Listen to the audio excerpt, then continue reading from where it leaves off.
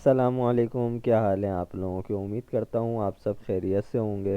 دوستوں، آج کی ویڈیو میں ہم بات کریں گے تاریخ کے ایک ایسے عظیم سلطان کے بارے میں جنہوں نے اپنی پوری زندگی اسلام کے لیے جہاد میں گزار دی اور مسلمانوں کے لیے ایک عظیم سلطنت قائم کی۔ اور اتنے عظیم سلطنت کے سلطان جنہیں ہم سلطان صلاح الدین ایوبی کے نام سے جانتے ہیں، انہوں نے آخر ایک بھی حج کیوں ادا نہیں کیا؟ ویڈیو شروع کرنے سے پہلے میری تمام دوستوں سے گزارش ہے کہ چینل کو ضرور سبسکرائب کریں۔ ہمیں جلد سے جلد 10 کے سبسکرائبر کرنے ہیں۔ تو چلیے چلتے ہیں اور آج کی ویڈیو کا آغاز کرتے ہیں۔ سلطان صلاح الدین ایوبی جب تخت پر بیٹھے تو سلطان صلاح الدین ایوبی کی ایک خواہش یہ تھی کہ فلسطین کو صلیبیوں سے پاک کریں۔ ان کی یہ خواہش پوری ہو گئی۔ ان کی دوسری خواہش یہ تھی کہ فتح فلسطین کے بعد فریضہ حج ادا کریں، مگر ان کی یہ خواہش پوری نہ ہو سکی۔ اس کی وجہ بیماری نہیں تھی، بلکہ یہ تھی کہ ان کے پاس اتنے پیسے ہی نہیں تھے۔ ان کی ذاتی جیب خالی تھی۔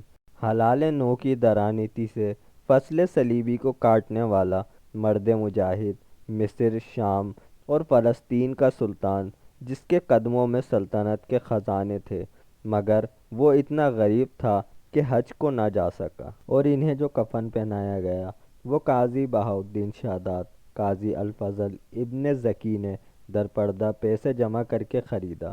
جائیداد کے نام پر سونے کی ایک اشرفی اور چاندی کے کل 40 سکے نکلے۔ کل جائیداد اتنی بھی نہ تھی کہ ان کے جنازے کے اخراجات ادا ہو سکتے۔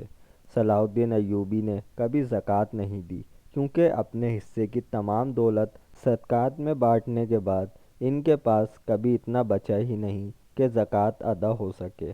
صلاح الدین ایوبی کے پاس نہ کبھی مال اکٹھا ہو پایا اور نہ ہی ان کی ذمہ داریوں نے انہیں اتنی مہلت دی۔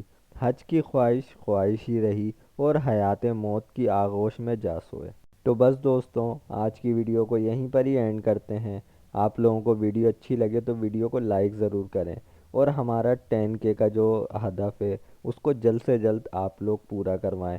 آپ ملتے ہیں آپ سے کسی اور ویڈیو میں کسی نئے ٹاپک کے ساتھ۔ جب تک کہ اپنا خیال رکھیے گا اور چینل کو سبسکرائب کرنا بالکل مت بھولیے گا، اور اس ویڈیو کو اپنے دوستوں کے ساتھ بھی لازمی شیئر کریں۔ تمام دوستوں کو اللہ حافظ۔